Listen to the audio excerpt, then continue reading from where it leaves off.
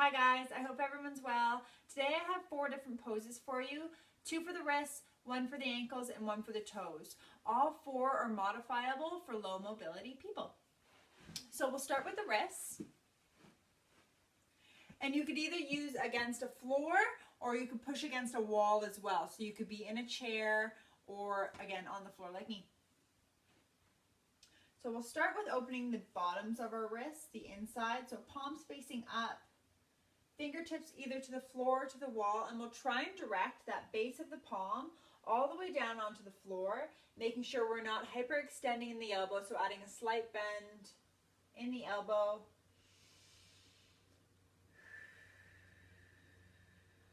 Checking in with our bodies, making sure we're not rounding our backs or holding any tension or stress in our shoulders.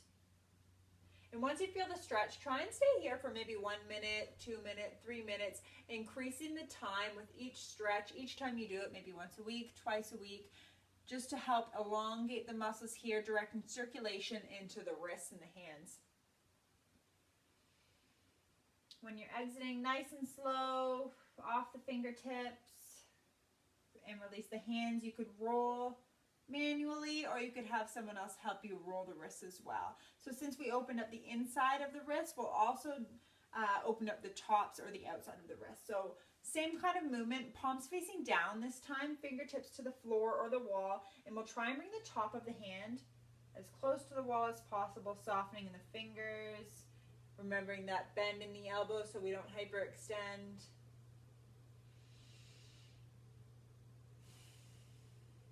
And when you feel a slight resistance, a stretch or a heat, stop here.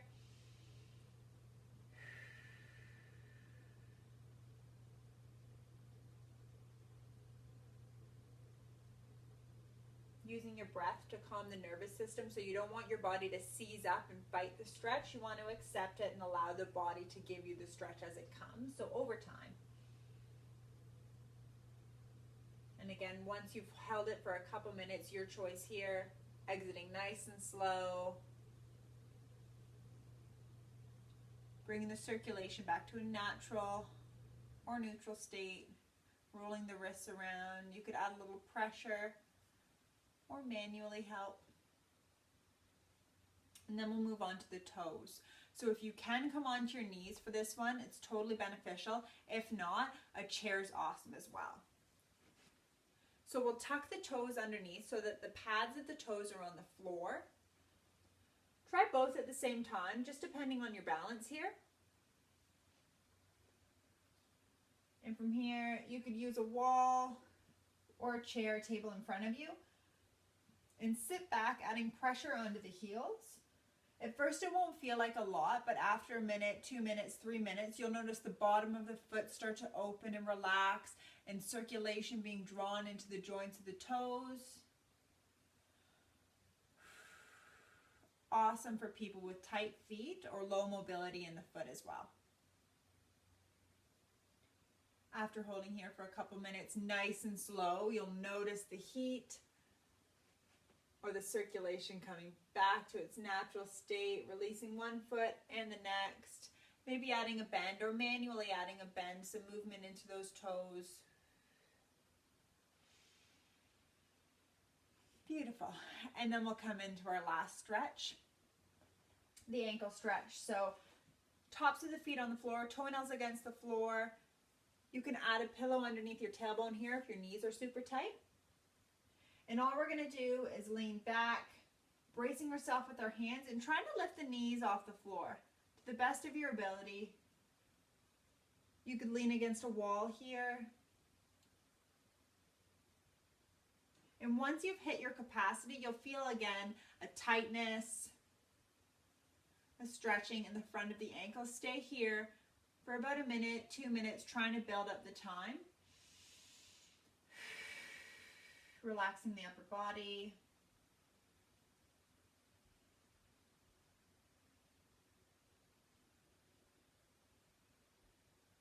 And when you're exiting, nice and slow, bring the knees back to the ground.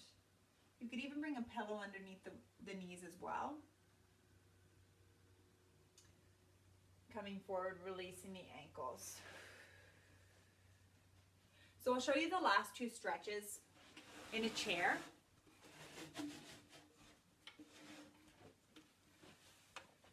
First stretch for the feet, or sorry, for the toes.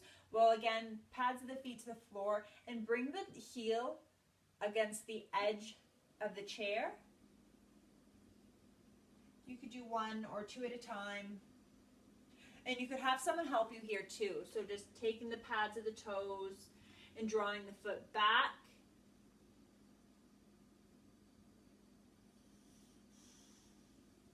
Perfect. And you could add a slight pressure into the knees or lean onto a table in front of you. Trying to bring the knees forward. And pressuring down, opening the base of the foot and the toes. Exiting, releasing. And we'll stretch the tops of our feet, the tops of our ankles, and the shins. So for this, you do want something in front of you to brace yourself against, because we will be bringing the feet behind us. So if you do have a hollow chair, if not, you could just bring the toenails or the tops of the toes just to the ground. But if you can, maybe a kitchen chair, or you could even have someone manually just bring the toes down. And from here, sliding the toes back. And if you can, try and bring that bum a little bit further back.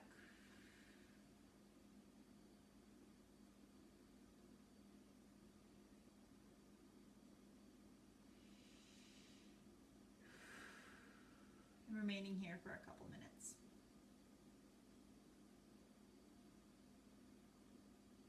Remembering when you're ready to release, nice and slow, maybe holding onto the table in front of you or the chair legs. And one, and the next. And you could roll out the ankles or have someone help you manually roll out the ankles here. Letting the circulation return to a natural state.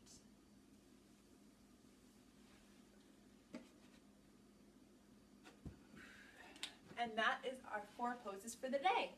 So I hope this helped you, and if you have any questions, please comment or just ask about it and I'll get back to you.